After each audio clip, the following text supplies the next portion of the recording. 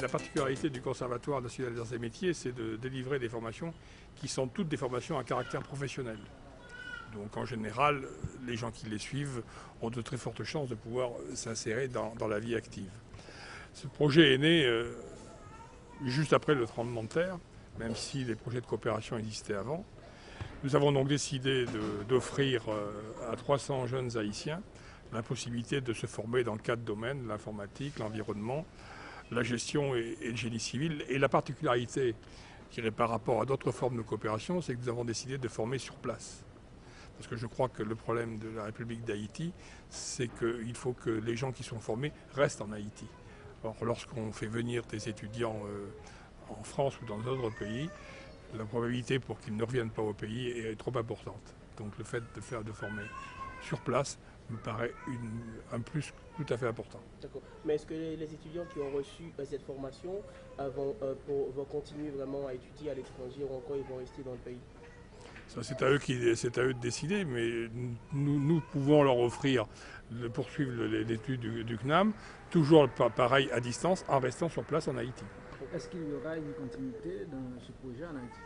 Oui, puisque j'ai signé tout à l'heure une convention entre l'Université d'État d'Haïti et moi, qui est destinée à continuer cette opération et même à l'élargir et à mettre en place sur l'Université d'État d'Haïti de la formation continue et de la formation tout au long de la vie. Alors, est-ce que ces 300 jeunes que vous avez parlé tout à l'heure qui ont reçu cette formation vont bénéficier d'un certificat tout à l'heure?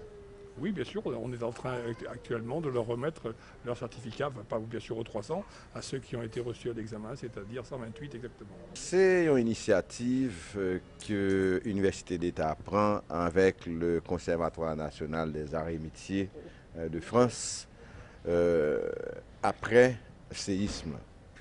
Mais il faut me dire que tu as déjà un contact entre l'Université d'État et CNAM, qui est Conservatoire national des arts et métiers de France, depuis avant le séisme, puisque nous avons déjà envisagé des formations avec notamment la faculté des sciences dans des domaines bien particuliers, tant que génie de l'environnement, génie urbain.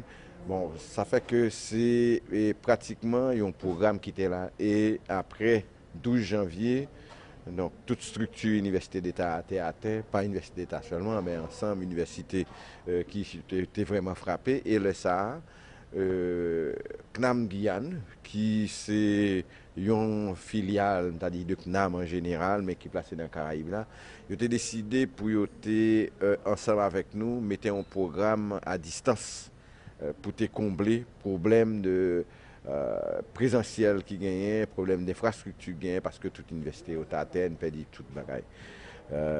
En termes de salle de classe, etc. Bon, nous avons analysé le projet ça et nous avons vu que son possibilité qui te gagné pour que nous ayons des formations à travers le système d'Internet. Mais là encore, il y a certaines difficultés parce que Internet n'a pas fonctionné tout partout. Mais bon, graduellement, nous mettons formation ça en place et son formation de technique supérieure.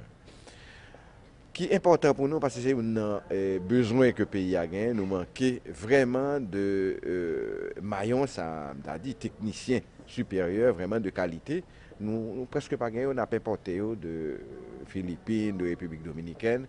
Et c'est un début d'initiative que nous prenons avec CNAM pour que nous vraiment former des techniciens supérieurs, des gens qui sont capables et qui sont valables dans différents domaines, notamment nous commençons dans le génie de l'environnement, gestion de chantier,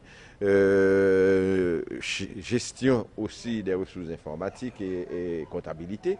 Donc nous commençons avec filière SAIO, mais c'est des formations que nous avons appelées à poursuivre avec NAM et en coopération avec la faculté des sciences. Naturellement, sont formations à distance, mais qui ont parti en présentiel côté des professeurs de la faculté des sciences. Eux-mêmes, ils ont accompagné systématiquement, et d'autres professeurs aussi en gestion, accompagné systématiquement tout le groupe ça qui est diplômé là. Au départ, nous avons 300 inscrits. Bon, c'était le 10 mars que nous avons déjà commencé déjà avec la convention ça qui est signée. Mais bon, nous avons une petite difficulté pour nous réaliser le programme là. Mais en bout de ligne, nous réussissons effectivement à mettre le programme sous pied. nous avons 158 personnes qui ont 128 cap diplômés qu'il y a là. Bon, nous pensons que c'est pas important. Quand même, diplôme, son diplôme reconnu internationalement, c'est un conservatoire qui est mondialement reconnu et de qualité.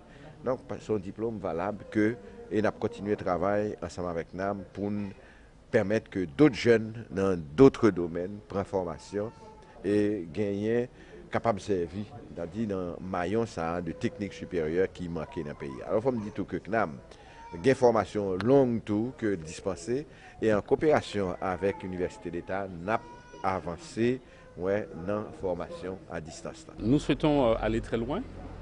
Le CNAM de Guyane a financé pendant 2 ans la promotion Abbé Grégoire que vous avez aujourd'hui avec le partenariat de Paris, du CNAM de Paris, et bien évidemment le soutien de l'Université d'État au travers de locaux, de professeurs et d'autres moyens qui ont été mis à disposition. Nous souhaitons aujourd'hui, le CNAM de Guyane, avoir le partenariat avec les autorités haïtiennes pour contribuer avec nous au financement de la suite, puisque nous avons amené le financement à travers des fonds de coopération pour aider nos frères haïtiens à pouvoir mettre en place ces formations, avec le résultat aujourd'hui de diplômés que nous avons. Mais nous souhaitons aujourd'hui créer en Haïti une structure qu'on appellerait Institut supérieur des métiers de l'entrepreneuriat de la Caraïbe en Haïti pour pérenniser, poursuivre l'action et pour cela avoir les financements nécessaires. Je suis prêt, moi, en tant que président du CNAM de Guyane, à mettre en place les financements nécessaires pour étudier quelle structure on mettra en place.